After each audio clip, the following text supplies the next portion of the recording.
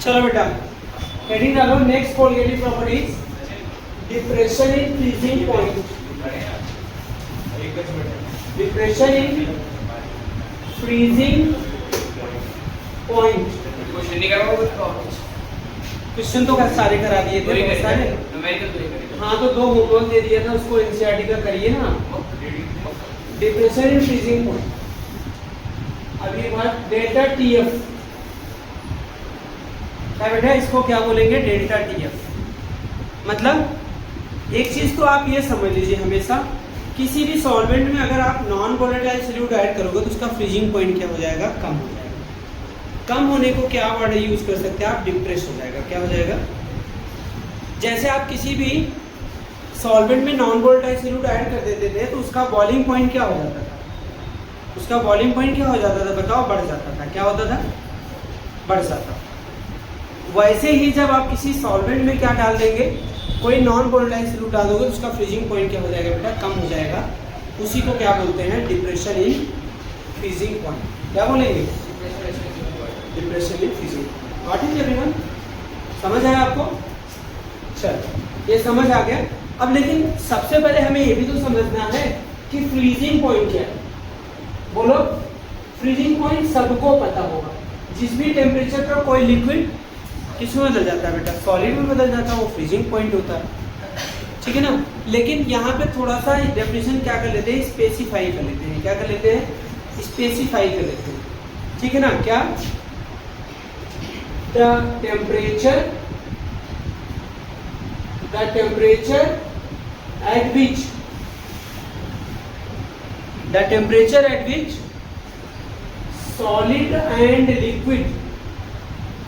solid and liquid are in equilibrium. The temperature at which solid and liquid are in equilibrium called freezing point.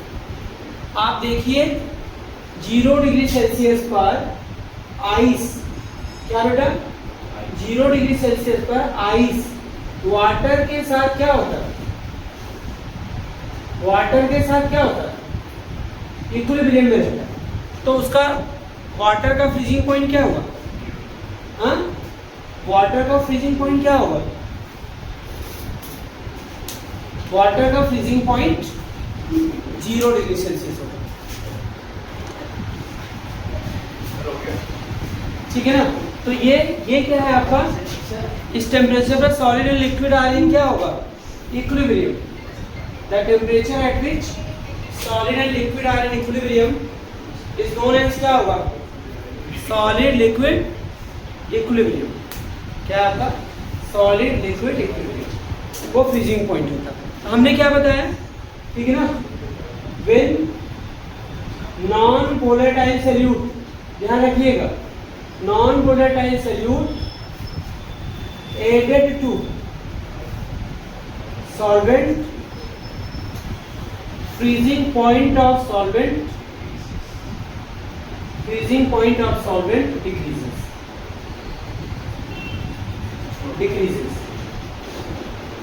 जितना decrease होगा वही क्या होगा, depression freezing point होगा। तो अगर हम इसको ग्राफ से थोड़ा समझे बच्चे, यहाँ ग्राफ बना हुआ है, ये है आपका वेपर प्रेशर, राइट, और यहाँ पे क्या ले लो बेटा, टेम्परेचर, बनाते रहना साथ के साथ, बैठे मत रहना, टेम्परेचर। ठीक है ना। तो ये मैंने बता ही दिया था आपको। अच्छा ये बताओ बच्चे, जब आप किसी लिक्विड का टेम्परेचर कम करोगे उसका वेपर प्रेशर कम होगा या बढ़ेगा? आपको प्रीवियस क्लास में पढ़ाया जा चुका है कि वेपर प्रेशर टेम्परेचर के क्या होगा, डायरेक्टली प्रोपोर्शनल होगा। जितना टेम्परेचर बढ़ाओगे उतना वेपर प्रेशर क्या होगा बेटा, बढ़ेगा। आई बात समझ नहीं आई? तो ये ध्यान रखना आपको। तो ये मान लो सॉल्वेंट है, रूम टेम्परेचर पर सॉल्वेंट का टेम्परेचर मान लीजिए वेपर प्रेशर ये रहा। अब हम क्या करेंगे, सॉल्वेंट को क्या करेंगे बेटा, डिक्रीज करेंगे, और मतलब टेम्परेचर डिक्रीज करेंगे। क्या करेंगे, डिक्रीज करेंगे। ठीक है ना।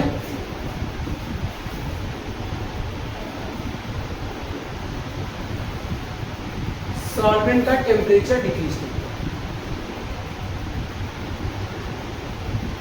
ये है आपका सॉल्वेंट, थोड़ा सा और कर्व बना, ये आपका सॉल्वेंट और ये सॉल्वेंट का फ्रोजन स्टेट है। कौन सा स्टेट है? आइए बात सुनिए, फ्रोजन स्टेट है, यहाँ पे जम जाता है कोई भी लिक्विड। अच्छा, इस पॉइंट पर, पॉइंट ए पर इसका फ्रीजिंग पॉइंट क्या है?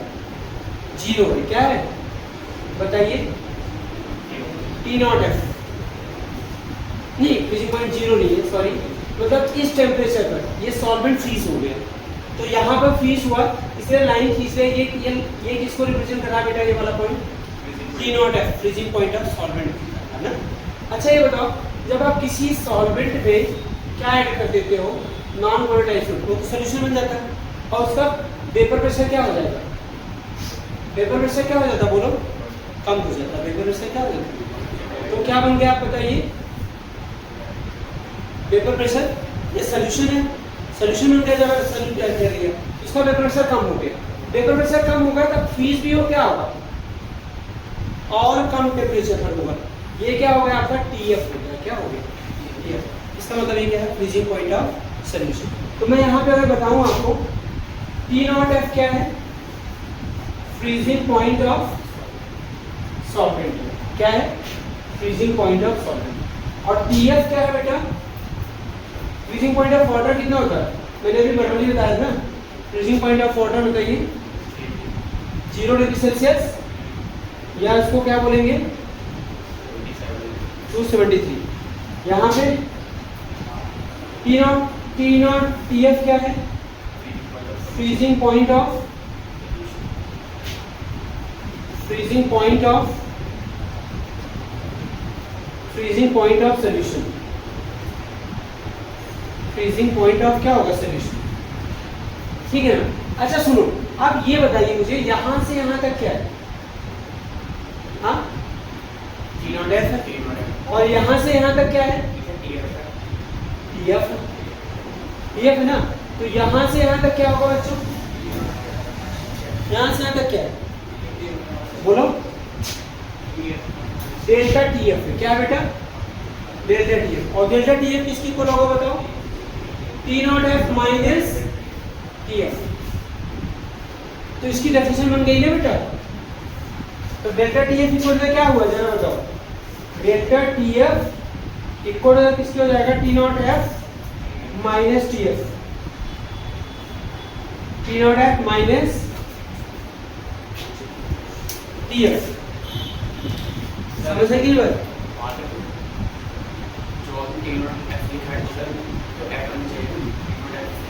अरे बेटा, यहाँ से यहाँ तक क्या है? T0F है। ये यहाँ से यहाँ तक डिस्टेंस है, और यहाँ से यहाँ तक डिस्टेंस क्या है? TF है। तो यहाँ से यहाँ तक क्या होगा? यहाँ से यहाँ तक, ठीक है ना। अच्छा, अगर ऐसे बताना TF plus T0F equal to किसके होगा? T0F क्या होगा?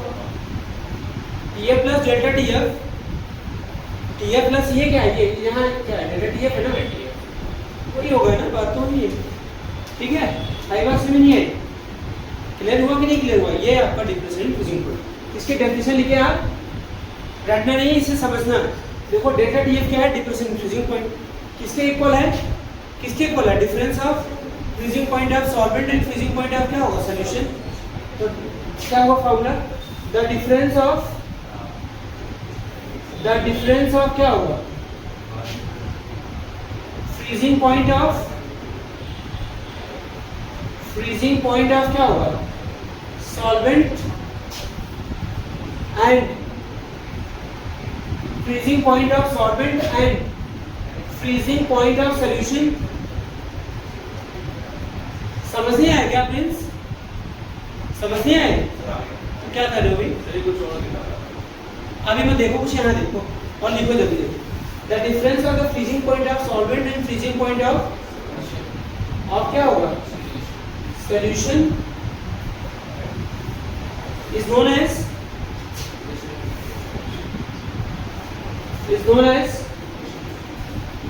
Depression in freezing point. पता है ना ऐसा एग्जांपल कहाँ मिलता है? कुछ एग्जांपल बताइए जहां पे फ्रीजिंग पॉइंट डिप्रेस किया जाता है, ठीक है ना। इथाइलिन ग्लाइकॉल पहला example, ethylene glycol added to car radiator to decrease the या to depress the freezing point. To depress the क्या होगा? Freezing point of water present in car radiator in cold areas ना, in हर जगह नहीं, यहाँ नहीं, गाजियाबाद में नहीं, दिल्ली में नहीं, कहाँ पे? लद्दाख में, जहाँ पे कार रेडिएटर का वाटर जो पानी होता है वो जम जाता है, वहाँ पे उस वो क्या हो? रेडिएट लेगा। इन कोल्ड एरियाज या कोल्ड कंट्री में जो कार रेडिएटर होता है, जो कूलेंट का काम करता है, रेडिएटर जो कार रेडिएटर हो रहा है ना, कूलेंट का काम करता है, तो उसमें पानी भरा जाता है और डीजल इंजन में जरा नहीं होता, क्या होगा? पेट्रोल में नहीं होता। समझ आएगी ये बात? तो वो पानी भरा जाता है, उसमें थोड़ा इथाइलिन ग्लाइकॉल ऐड कर देते हैं, जिससे क्या होता है? उसका जो आइसक्रीम, जो आपका कुल्फी बेकर होता है, कुल्फी खाए ना, कुल्फी का क्या होता है? एक बॉक्स होता है कि नहीं होता? हाँ, उस बॉक्स में क्या भर देते हैं? देखा कभी? आइस और क्या? Common salt. कॉमन सॉल्ट क्यों ऐड करते हैं? जिससे उसका मिक्सचर का टेम्परेचर क्या हो जाए? डाउन हो जाए, कम हो जाए। टेम्परेचर जितना कम होगा उतना जल्दी उसमें चीजें रखने से क्या हो जाएंगी? जम जाएंगी। क्या हो जाएंगी? जम जाएंगी। समझ आएगी ये बात? तो ठीक है ना। फ्रोजन मिक्सचर क्या होता है? Frozen mixture prepared by kulfi baker. Prepared by क्या होगा? Kulfi baker.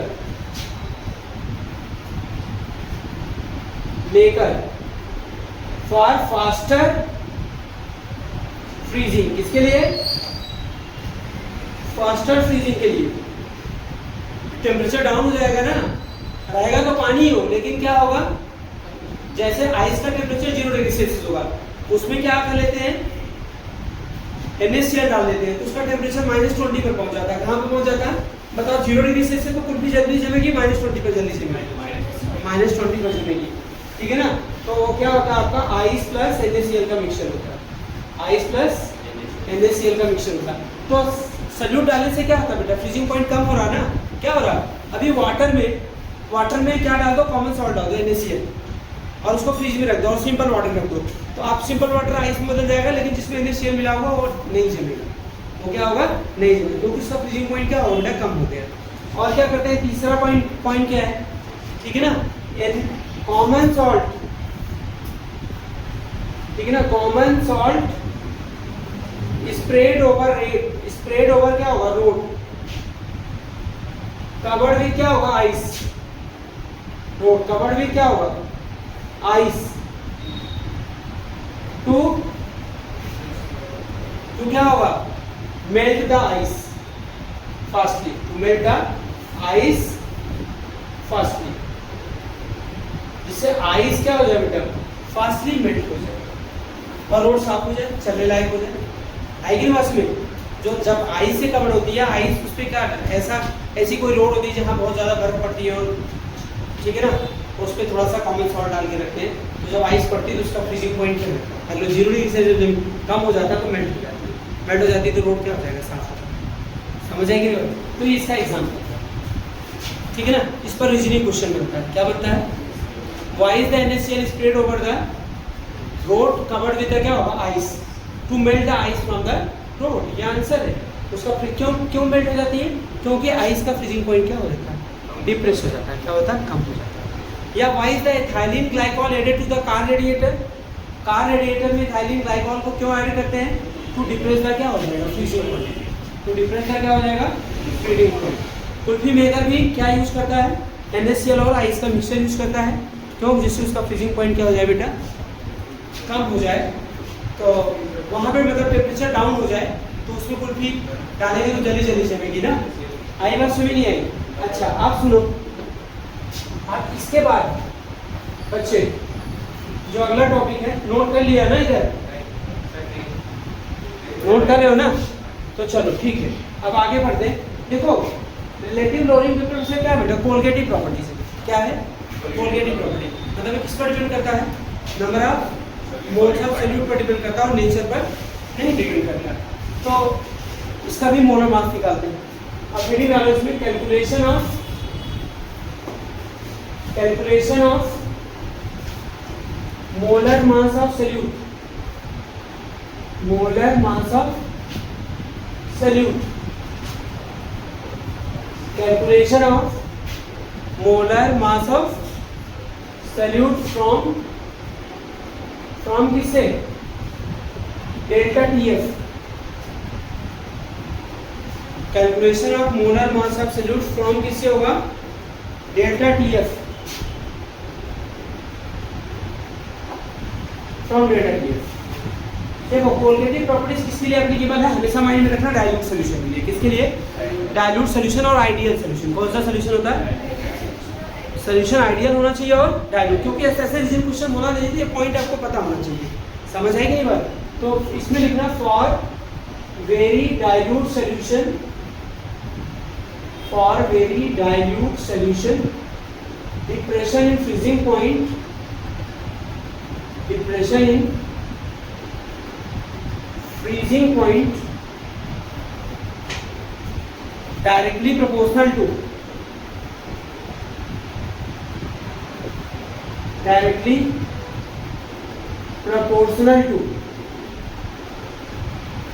molarity of solution, molarity of solution। हाँ, molarity मतलब स्मॉल। तो बच्चे ये बताओ मुझे, delta TF, delta TF equal to किसके होगा बताओ, KF इंटू क्या होगा, पहले डायरेक्टली कर लेना, डायरेक्टली कर ले, फिर क्या हुआ, डेल्टा TF इक्वल टू क्या हो गया, KF इंटू, ठीक है ना। यहाँ पे KF क्या है बच्चे, molar depression constant, molar depression constant. इसको और क्या बोलते हैं, क्रायोस्कोपिक कांस्टेंट, दूसरा नाम, या depression freezing constant, depression in freezing constant, या और क्या बोलते हैं, डिप्रेशन इन फ्रीजिंग कांस्टेंट। अभी इनके बारे में हम बात करेंगे। एम क्या है बेटा, मोलरिटी, ऊपर लिखा है ना आपने, मोलरिटी ऑफ सॉल्यूशन। फॉर्मूला बताइए मोलरिटी ऑफ सॉल्यूशन का, स्मॉल एम इक्वल टू क्या होगा, WB वाले की फॉर्म में बताइए, WB इंटू 1000 अपन WB। WB क्या होता है बेटा, सॉल्वेंट नहीं होता, सॉल्यूट। WB क्या होता है, मास ऑफ सॉल्यूट। और MB क्या होता है बेटा, सिंपल पता होना चाहिए, मोलर मास ऑफ सॉल्यूट, पहले सिंपल पता होना चाहिए। और MA और WA क्या है, mass of solvent. Very good, ठीक ना, लिख दूं क्या फिर से, हाँ, क्योंकि तुम बता ही नहीं पा रहे। WB क्या है, मास ऑफ सॉल्यूट। आपको पता है तो मत लिखो, मैं लिख देता हूँ, नहीं तो आप भूल ही जा रहे हैं। WA क्या है, देखो B क्या है, सॉल्यूट होता है, A क्या होता है, हमने स्टार्टिंग में कहा था सॉल्वेंट, और WA तो क्या होगा बेटा, मास होगा, बहुत सिंपल सी बात है। ये क्या होगा आपका, ये है मास ऑफ सॉल्यूट होगा, और ये क्या आपका mass of solvent, mass of क्या होगा, सॉल्वेंट। अच्छा, MB क्या है, मोलर मास ऑफ, आपको निकालना क्या है यहाँ पे, calculation of molar mass of solute निकालना ना, molar mass of solute. Formula याद रखिए, मजा आएगा, सुनिए, ठीक है। अब बताओ डेल्टा TF इक्वल टू किसके, KF, M की जगह क्या रखते हैं, WB इंटू 1000 अपन MB इंटू, बेटा मैंने M की तो जगह रखा है यहाँ पे, कोई नया फॉर्मूला थोड़ी है, ठीक ना, ये फॉर्मूला ही होगा, लेकिन आपको तो निकालना मोलर मास ना। तो MB इधर ले जाओ, डेल्टा TF इधर आएगा। MB की वैल्यू क्या होगी जरा बताएं, KF इंटू WB इंटू 1000 अपन किसके हो जाएगा डेल्टा TF इंटू W। ये मोलर मास इससे निकल जाएगा। मोलर मास की यूनिट क्या होती है ग्राम पर मोल। यूनिट ऑफ मोलर मास क्या है यूनिट ऑफ मोलर मास ग्राम पर मोल। यूनिट ऑफ मोलर मास ग्राम पर मोल।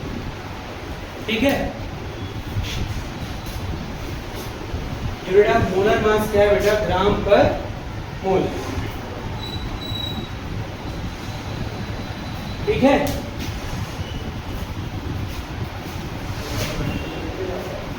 अच्छा अब बेटा डेफिनेशन ऑफ क्या कर लेते हैं KF। KF के मैंने नाम तो बता दिए ना यहाँ पे देखो बहुत सारे नाम 3 नाम है ठीक है ना। डेफिनेशन ऑफ KF कौन है क्यों कॉल कर दी रिकॉर्डिंग होता है इसको। चलो KF की डेफिनेशन वी नो राइट ध्यान रखना we know right delta TF equal to KF into M। Delta TF equal to किसके बेटा KF into M। If M equal to 1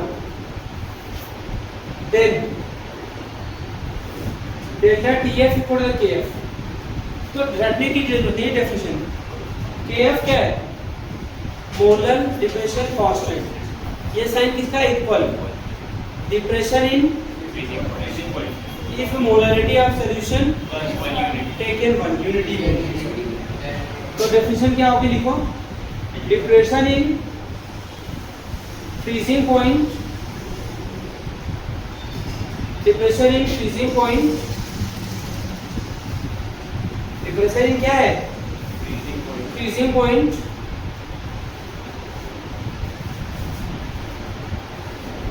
ऐसे भी ऐसे molar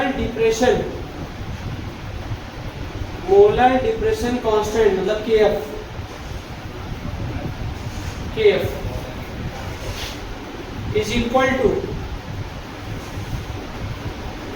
to depression in freezing point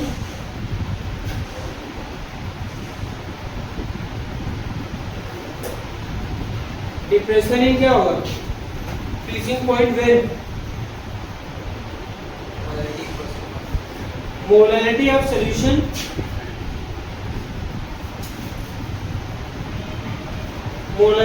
solution taken unity। when molarity of solution taken unity क्या definition है। Unit क्या होगा बेटा इसका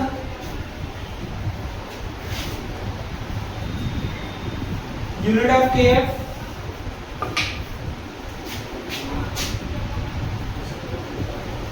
यूनिट ऑफ क्या होगा KF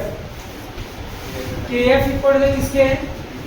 आप लोगों को ना परेशान नहीं होना फॉर्मूला लिख लो फॉर्मूले में जितनी वैल्यूज हैं उनकी यूनिट लिख लो KF यूनिट आ जाएगी। डेल्टा TF अपन किसके है डेल्टा TF किसके इक्वल है केल्विन। तो मोलरिटी की यूनिट क्या है मोल पर केजी। केजी तो ऊपर क्या तो क्या हुआ kelvin kilogram mole inverse. Delta TF की केल्विन होगी ना टेम्परेचर है या डिग्री सेल्सियस में लिख सकते हो और यूनिट और degree Celsius kilogram mole inverse. Unit of KF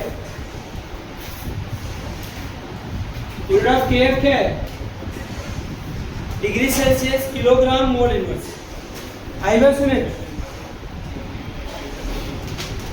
ये हो गया आपका।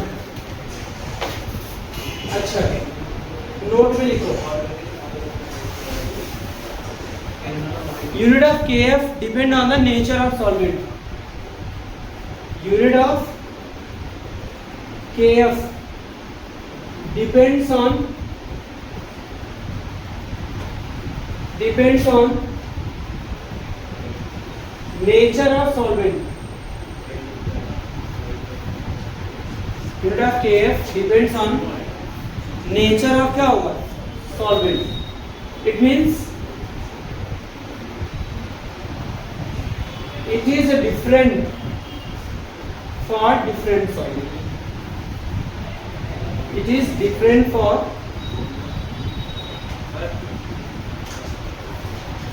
different solvent. Yes बेटा. अरे जो वाली यूनिट में डाउट है वो जो ऊपर लिखे ना आपने के केल्विन इक्वल कोई डाउट नहीं, एकदम करेक्ट.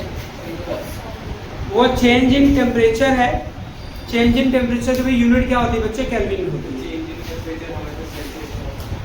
नहीं ऐसा नहीं होता, केल्विन में होता.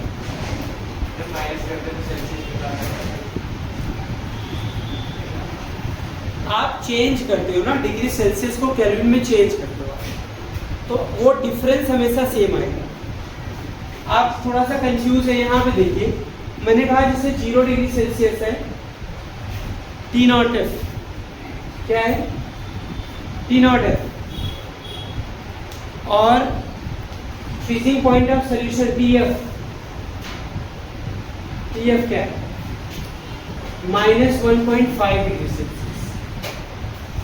ना सॉल्यूशन, क्योंकि सॉल्यूशन का फ्रीजिंग पॉइंट उसके सॉल्वेंट के फ्रीजिंग पॉइंट से क्या होता है? कम ही होता है. इसका डेल्टा TF क्या निकालोगे? 1.5 डिग्री सेल्सियस आ जाएगा. क्या फॉर्मूला है? T naught F minus TF.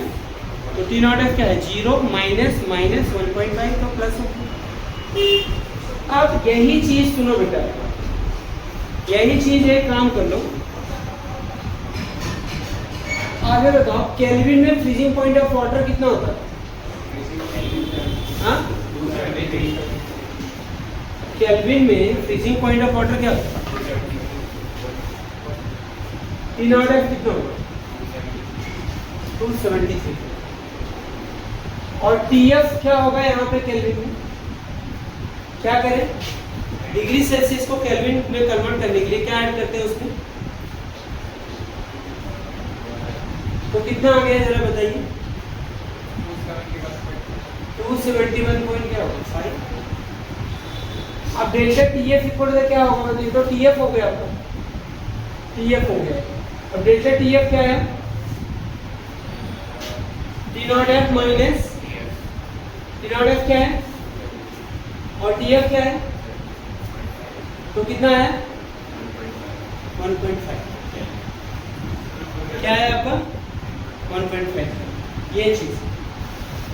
तो आप टेम्परेचर की यूनिट केल्विन भी होती है, डिग्री सेल्सियस होती है. आपको यूनिट लिखना है. तो यहाँ डेल्टा TF क्या है? केल्विन है. और मोलरिटी यूनिट क्या है? मोल पर केजी है. ठीक है ना? तो उसको रखोगे तो ये आएगा. अब हम बात करेंगे बेटा unit of KF depend on the क्या होगा? Nature of solvent. It means it is different for क्या होगा? Different solvent. या डिफरेंट सॉल्वेंट के लिए क्या होगा? डिफरेंट. आई बात सुनिए. तो it can be calculated. It can be calculated as कैसे? KF इक्वल टू क्या होगा बेटा? R into MA into T not F square upon क्या होगा? हाँ 1000 इंटू क्या होगा? Delta standard enthalpy of fusion. यहाँ बेटा R क्या है? R आपका गैस कांस्टेंट. इसकी वैल्यू यहाँ पर है 8.314 जूल केल्विन वर्स मोल इनवर्स. MA क्या है? MB क्या होता था? सॉल्यूट होता था. MA क्या होगा? Molar mass of solvent. अच्छा T नॉट एफ क्या है बेटा? Freezing point. अलग अलग सॉल्वेंट का फ्रीजिंग पॉइंट क्या होता है? अलग अलग होता है ना, इसलिए KF सबके लिए क्या होगा? अलग अलग. T नॉट एफ इसे बोलते हैं freezing point of solvent. TF क्या है? Freezing point of solution. ठीक है ना, यहाँ पर इसकी जरूरत है। यहाँ पे डेल्टा लिख लिया तो काटो क्यों? कहते हैं काटना क्यों? हमने बिठा दिया standard enthalpy of fusion. Standard ये दिया रहेगा आपको क्वेश्चन में, ये जैसे नीट और जेई के लिए है।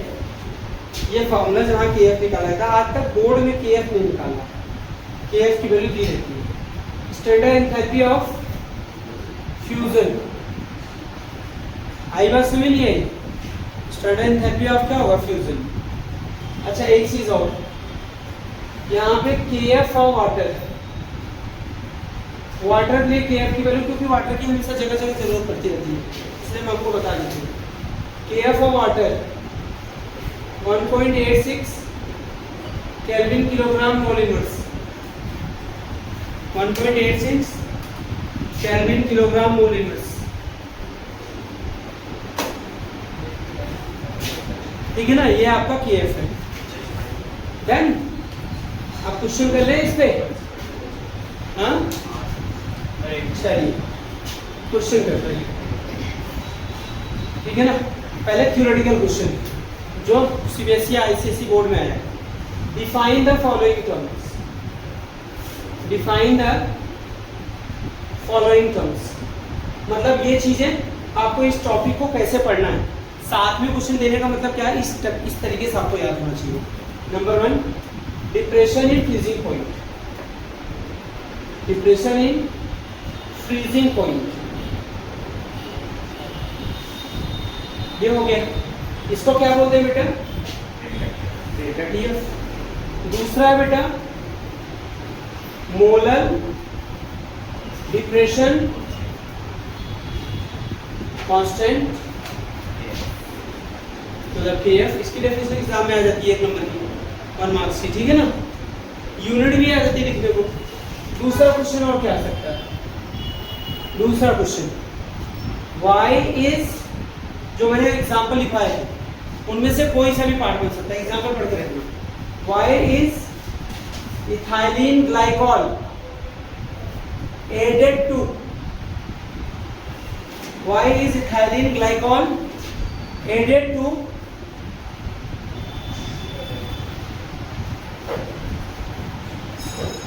water of car added in water of car radiator। ये भी पता है, कार रेडिएटर, ये भी पता है। To depress the freezing point ना। अब अगला न्यूमेरिकल क्वेश्चन लेते हैं। 31 gram of ethylene glycol, formula है इसका बेटा CH2OH CH2OH, ये फॉर्मूला है ethylene glycol. Added to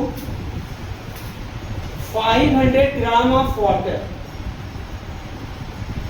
calculate the freezing point of solution। Calculate the freezing point of solution। ठीक है ना, KF for water given है, KF for water is 1.86 Kelvin kilogram mole inverse. Kelvin kilogram mole inverse करेंगे। इसे time दे दूं थोड़ा सा। हाँ बेटे, ये क्वेश्चन था 31 gram of ethylene glycol added to 500 gram of water. Calculate the freezing point of solution. KF of water दिया हुआ, क्या निकालना? निकालना क्या है, सबसे पहले यही कर लीजिए, freezing point of solution, right. Water दिया है, वाटर का फ्रीजिंग पॉइंट क्वेश्चन में दिया नहीं रहता जनरली, तो आप इसको क्या कर लो 0 डिग्री सेल्सियस या केल्विन में करते हो तो 273 केल्विन, ठीक है।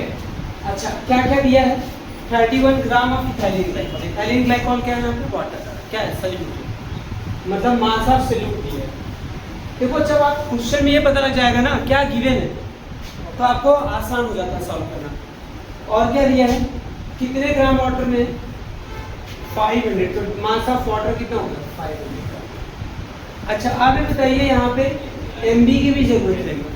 जब फॉर्मूला दे दिया गया ना तो आपके लिए बहुत आसान हो गया है। MB molar mass of solute निकाल लो, कितना आ गया था, मोलर मास ऑफ सॉल्यूट 62 ग्राम पर मोल आ गया था, निकाल लिया ना। अब किसको नहीं आता ये निकालना मोलर मास, किसी को ऐसे नहीं चाहिए, आपको नहीं आ रहा समझ में कैसे आया 62 आपको, ठीक है। अब क्या करें फिर, हमें निकालना टीएफ, लेकिन टीएफ तो डायरेक्टली निकलेगा नहीं, तो हम क्या निकाल लें पहले, डेल्टा टीएफ। केएफ भी तो दिया हुआ आपको 1.86, तो डेल्टा टीएफ इक्वल टू किसके है, KF into W B into 1000 अपन क्या होगा, एम बी इंटू क्या हो जाएगा डब्ल्यू बी। के एफ क्या है 1.86, डब्ल्यू बी क्या है 31 ग्राम, और ये क्या है 1000 एम बी। मोलर मास कितना है 62, और ये क्या है आपको, तो क्या हो गया 2, ये 2 से 2 कैंसिल 1, तो डेल्टा टीएफ कितना आ गया 1.86। अब उसके बाद सुनो, डेल्टा टीएफ इक्वल टू क्या फॉर्मूला होता है, T naught F minus TF. आपको निकालना क्या है, टीएफ निकालना, तो TF equal to T naught F minus क्या होगा डेल्टा टीएफ। टीएफ कितना होगा बेटा 0 डिग्री सेल्सियस, माइनस कितना बेटा 1.86 माइनस, यही तो है ना, तो क्या हो जाएगा माइनस 1.6 डिग्री सेल्सियस। इसको अगर केल्विन में बदलना है तो क्या करना है, 273 प्लस माइनस 1 पॉइंट क्या होगा 86 केल्विन हो जाएगा। तो क्या करें 271.14, ये this is the formula. One more question लिखिए, सर एक मिनट, सेकेंड क्वेश्चन, तब तक आप इसे नोट करो, मैं सेकेंड क्वेश्चन लेती हूँ। क्या लिखना, 15 ग्राम बोर्ड का क्वेश्चन है, 15 gram of non volatile solute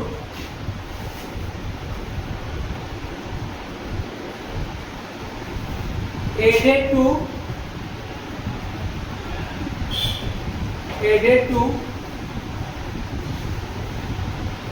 1 kg of water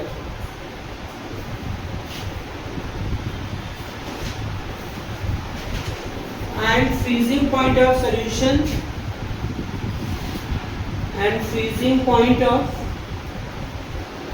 solution found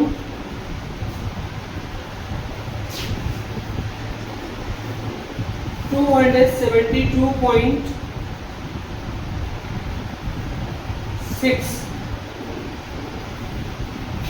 Kelvin. Calculate the molar mass of solute. Molar mass of solute. Kf for water 1.86 kelvin kilogram mole inverse. Solve करिए इसको, 1 minute आपको time दिया मैं। देखो यहाँ पे क्या दिया हुआ, 15 gram of non volatile solute added to the 1 kg of water. किसमें दिया है 1 kg ऑफ वाटर। और इसका सोल्यूशन का फ्रीजिंग पॉइंट कितना है बेटा 272.6 केल्विन हो के एफ दिया हुआ।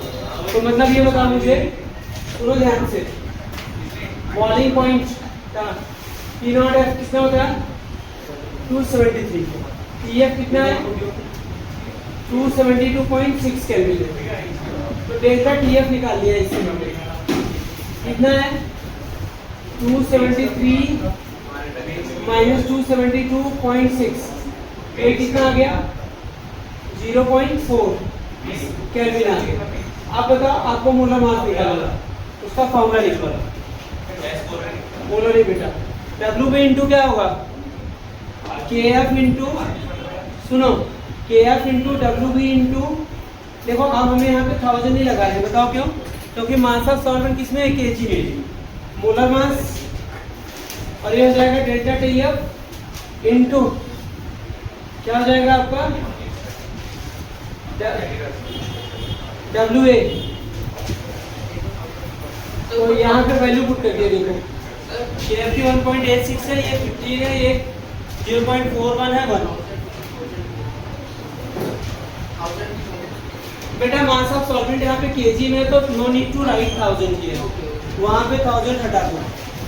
तो ये सॉल्व कर लिया तो इतना ग्राम पर मोल आ गया इसको आप पढ़ना, ठीक है। फिर मिलते हैं, पढ़ना जरूर और शेयर भी करना।